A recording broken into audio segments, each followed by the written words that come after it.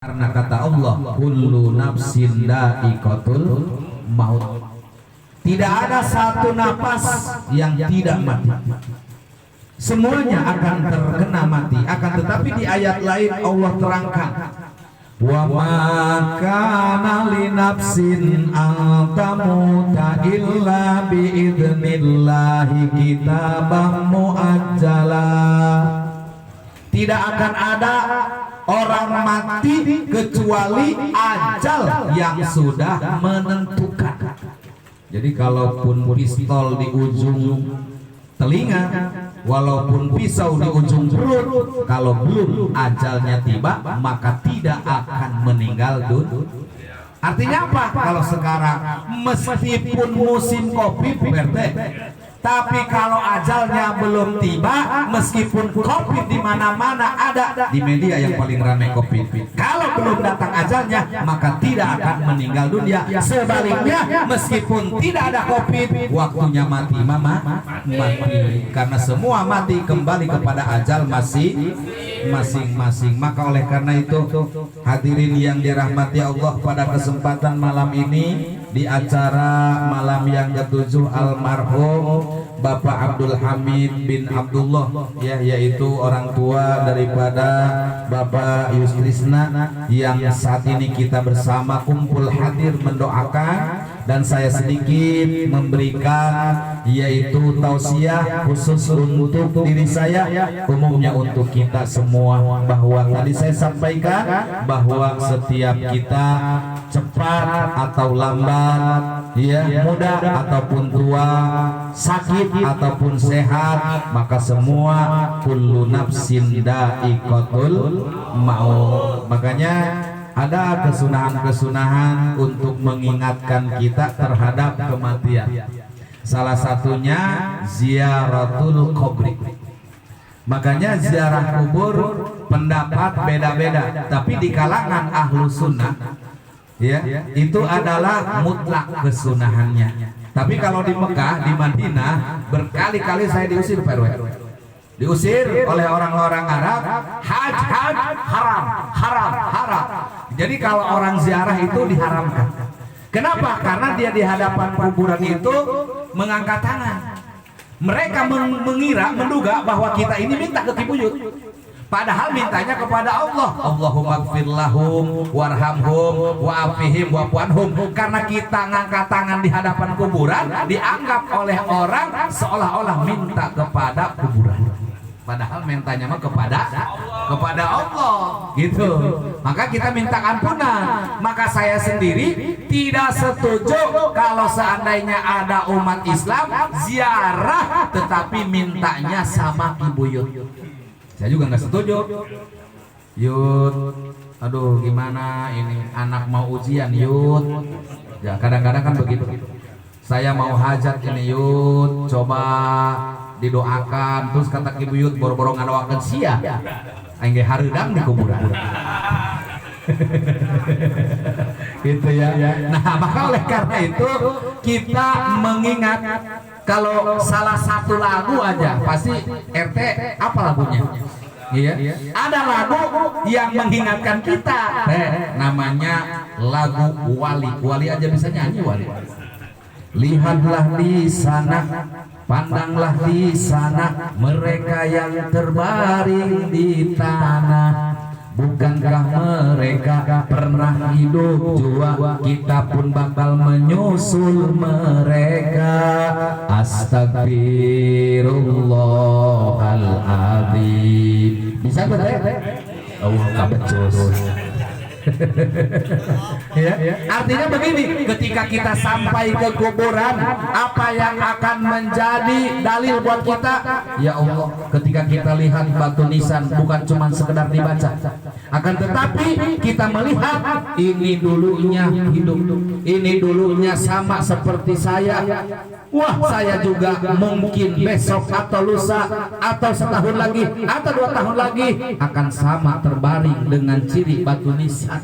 Maka ini mengingatkan kita, makanya kata Nabi, fazaruha fa innaha tadzkiratul maut. Ziarahlah kamu karena dengan ziarah kubur akan mengingatkan kamu terhadap kematian. Jadi kadang-kadang kalau orang juga enggak ziarah, takut dia lupa terhadap kematian. Artinya kalau orang sudah melupakan kematian, tidak akan ada persiapan untuk mencari perbekalan. Nah, maka oleh karena itu hadirin jamaah, saya dalam mukadimah tadi saya baca hadis Nabi di mana kata Nabi, al mautu babun wa kullu nasi dakhilun, bahwa kematian itu adalah merupakan pintu dan seluruh manusia kata Nabi akan masuk semuanya kepada pintu tersebut, yaitu kepada pintu kematian. Maka tidak ada yang tidak masuk, semuanya akan masuk. Maka oleh karena itu dengan adanya tahlil malam ini mendoakan almarhum almarhumah, jelas mengingatkan kita betapa ketika orang tua sudah tidak ada, ketika orang yang paling kita cinta tidak ada, dirasakan oleh kita semua ketika mereka sudah meninggalkan kita. Waktu masih ada mah biasa-biasa baik, benar. Anak waktu orang tua masih di samping biasa, masih ada ibunya biasa. Tapi ketika sudah tidak ada, di situ baru terasa. Makanya kata Roma Irama itu, kalau sudah tiada baru terasa bahwa kehadirannya sungguh berharga. Geus leuweuh bae kakara kalungitan, bener. Oh, ketika ada malah biasa-biasa saja. Nanti kalau sudah tidak ada, kadang-kadang kita menyesal. Waktu orang tua masih ada, minta sesuatu kadang nggak ditanggapi. Kadang-kadang orang tua, Yus, abah mah yang martabak. Kadang-kadang hayang martabak lah, berapa duit sih martabak? Kadang-kadang kita lah, neskolog di Alman martabak segala. Nah, ketika sudah tidak ada, timbul yang ada adalah penyesalan. Akhirnya kita cari tukang martabak buat diberikan kepada orang tua. Kalau dibawanya ke kuburan mubazir, Pak Yus. Kibuyut bagi-bagi martabak.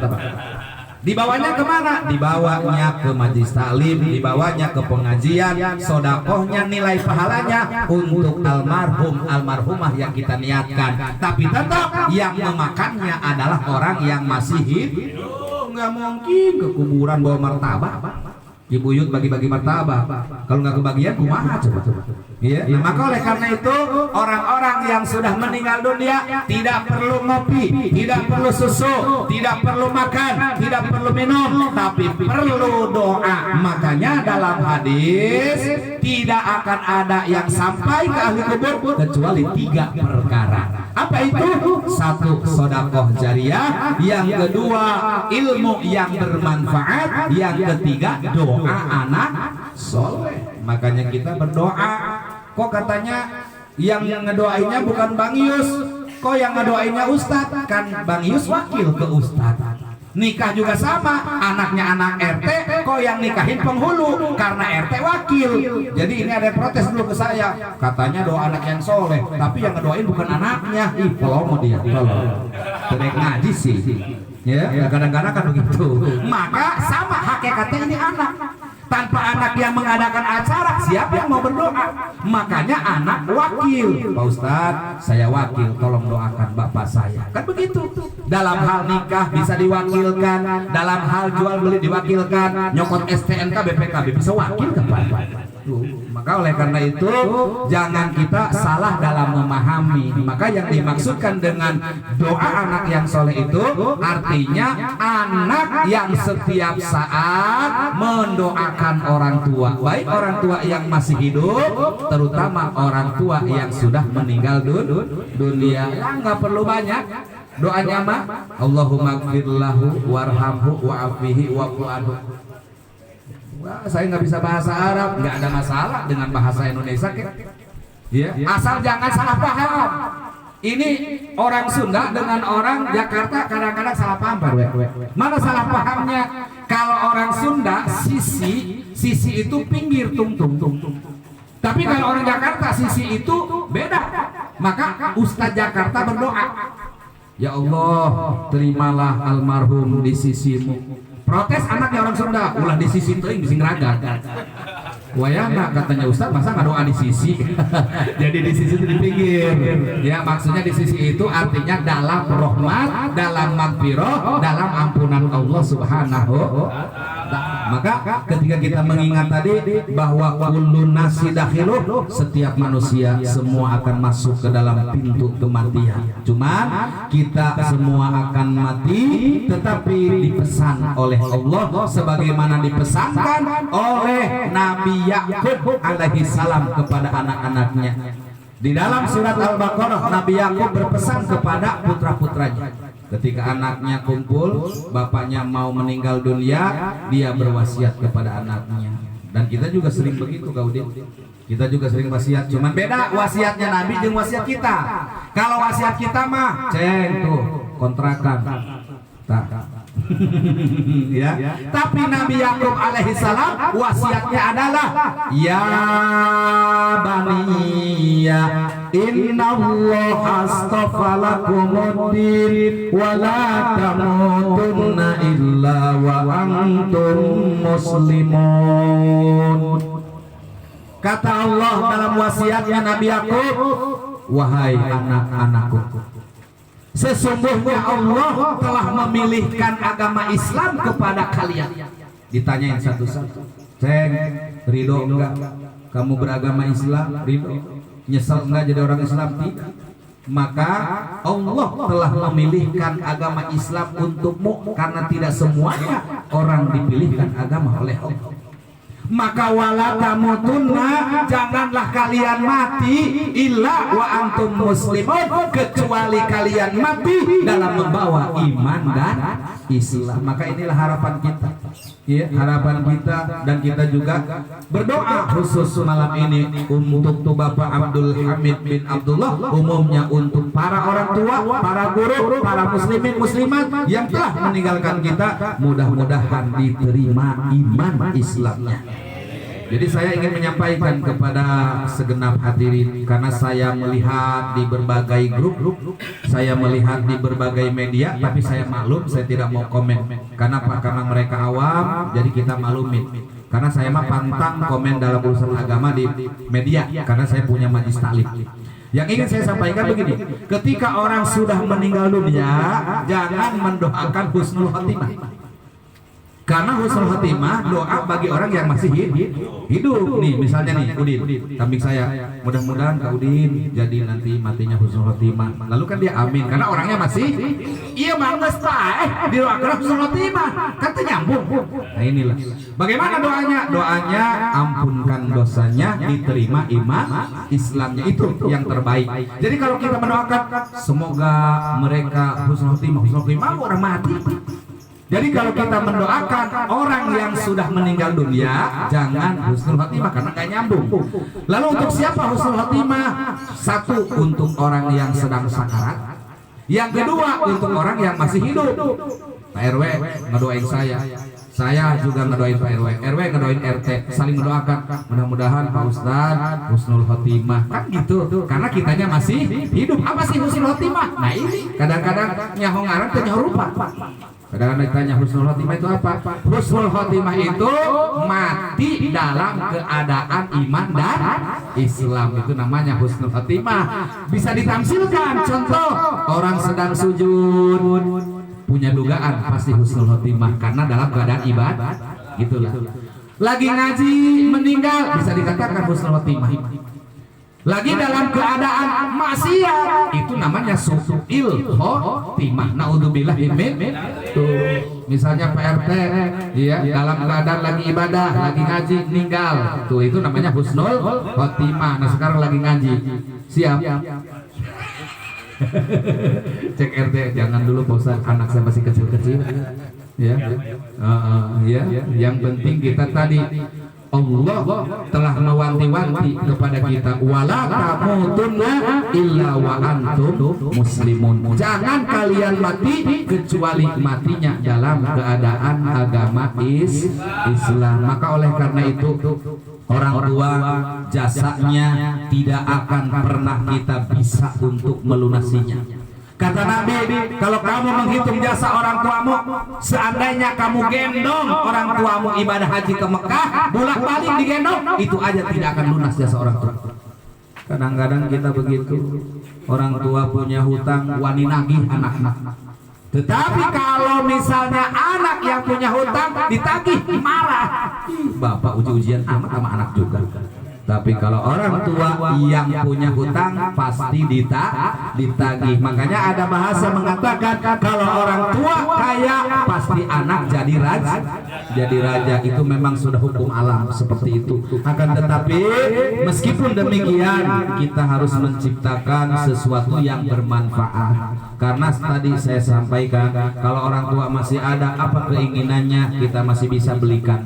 Kalau pengen martabak kita beliin. Kalau pengen daging ayam kita beliin, pengen opor kita beliin. Sekarang apapun yang kita belikan tidak akan bisa menikmati kecuali dengan doa, dengan ampunan, dengan sholawat, dengan Quran yang dihadiahkan pahalanya untuk para orang tua, baik yang sudah lama almarhum ataupun yang baru ataupun yang sedang, yang lama, yang ribuan tahun, semuanya membutuhkan dan memerlukan daripada doa. Maka oleh karena itu dalam syariat agama mendoakan tidak pernah curang. Ustaz mendoakan minal muslimin wal muslimah wal mu'minin wal mu'minah al ahya'i humman amwah mim masyarikil ardi. Itu tidak ada hitung-hitungan PRT. Orang mendoakan semua muslimin muslimat. Jadi tidak ada ustaz yang mendoakan khusus keluarga saya, ya Allah, emak saya aja, bapak saya aja, yang lain jangan. Enggak. Justru di situ abaina wa ummahatina wa jadina, kakek kami, nenek kami, paman kami, bibi kami, saudara kami, semua muslimin muslimat, baik yang di lautan, yang di daratan, yang di timur, di barat, di utara, di selatan, semua disebut dan didoakan dalam doa kaum muslimin wal muslimat. Maka oleh karena itu para hadirin jamaah yang dirahmati Allah, ketika kita menyadari bahwa umur yang diberikan oleh Allah tidak pernah ada seorang pun yang mengetahui, karena apa yang menjadi rahasia Allah tidak ada seorang pun yang tahu, tapi setiap rahasia manusia semua diketahui oleh Allah. Maka oleh karena itu tidak ada yang bisa ikut kepada kuburan kecuali yang 3 perkara ikut, kata Nabi, ke kuburan,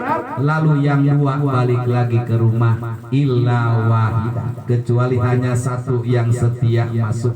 Jadi dalam hadisnya yusmi'ul mayyit salasatun, yang akan ikut ke jenazah itu 3. Malun, yang pertama hartanya, ada mobil ambulan ikut, yang punya Fortuner ikut, Metro Mini ikut, Kopaja ikut, Avanza ikut, semua ikut. Yang kedua adalah wa ahluhu, keluarganya. Kalau suami meninggal, istrinya ikut, anaknya ikut, menantunya ikut, tetangganya ikut, kerabatnya ikut, semuanya ikut. Tetapi kata Nabi yang 2 balik lagi, antara harta dan juga keluar. Ada enggak yang suaminya dikubur, saking cintanya sama suami, istrinya ingin dikubur juga? Ada enggak? Enggak ada, walaupun waktu pacaran janji sehidup semati, walaupun kalau bang semut boroboh gombong bohong itu ya. Namanya orang kalau sedang bicara tidak bertulang lidah, apapun atas nama asmara disebutkan, padahal mah bohong. Ada orang yang ingin gagah, pagi makan, sore tiada, takkan luntur cintaku padamu. Bohong. Diberi duit BG protes, kasih uang makan kecil amat. Bener nggak? Tuh, makanya kata-kata dalam bercinta itu semuanya bohong. Karena kalau orang bicara soal cinta, dunia ini milik berdua, yang lain mengontrak semua.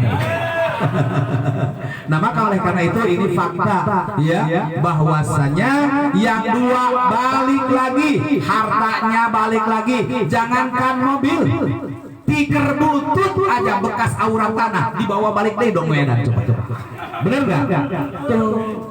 Coba ada nggak yang begini, misalnya nih karena kasihan sama suaminya waktu hidup punya ATM opat, BCA, Mandiri, ya kemudian misalnya BRI, BNI, begitu meninggal istrinya ngomong, nah kasih bapakmu tuh BCA. Kenapa bun? Ya takut mau jajan di jalan, kasih tuh ATM. Ada nggak yang begitu? Boro-boro bener-bener yang hanya diberikan hanya lipatan kain kapan, tidak membawa ATM, tidak membawa uang, tidak membawa apa-apa. Iya. Makanya oleh karena itu kita menyadari ketika kita usaha di alam dunia semuanya buat ini, buat itu. Kadang-kadang kita mendahului harta kita, tidak sempat menikmati. Maka oleh karena itu saat ini kalau kita lagi sehat, ada uang, pengen makan, turutin. Jangan ini nggak boleh, itu nggak boleh, ini entar. Keburu mati duluan. Tidak sempat menikmati, ya nggak apa-apa kalau untuk sekedar makan, karena itu tidak berlebihan menurut agama. Yang berlebihan itu sesuatu yang tidak sesuai. Pengen beli kapal terbang itu tidak sesuai, pengen punya kereta sendiri itu namanya berlebihan. Nah maka oleh karena itu yang dua balik lagi kecuali satu yang setia. Apa? Amaluhu, yaitu hanya amalnya yang ikut serta ke lubang lahar, yang tetap menemaninya suka dan duka hanya amal. Maka oleh karena itulah rugi ketika hidup di alam dunia kalau manusia tidak mau beramal. Maka oleh karena itu saudara-saudara, kita harus adil untuk dunia, adil untuk akhir, adil untuk rohani, adil untuk jas. Orang tua sering berpesan kepada kita, jangan hidup itu harus usaha, tapi jangan tinggalkan usoli. Betul? Maka kita usaha, tapi juga sambil usoli. Artinya usaha untuk keperluan dunia, usoli untuk keperluan akhirat. Jangan kita usaha, tetapi meninggalkan kewajiban akhirat. Kalau kita hanya untuk kerja dunia meninggalkan akhirat, kata Allah, humul khasirun, maka mereka akan menanggung kerugian yang sangat berat. Naudzubillahi min dzalik. Hadirin jamaah yang dirahmati Allah, bukan saya tidak mau berpanjang kalam karena memang nggak ada kajian bulanan di Sawalio PRW PRT ya Bang Yus. Maka sebagai penutup mari kita doakan almarhum Bapak Abdul Hamid ya, yaitu bin Abdullah. Kita doakan di dalam kesempatan tahlil ini sudah mudah-mudahan almarhumah semua keluarga yang meninggalkan keluarga yang masih ada, Allah menempatkannya di dalam raudhah min riyadil jinan, menjauhkannya dari hufratun min hufarin niran. Allahumma shalli ala sayyidina Muhammadin fil awwalin wal akhirin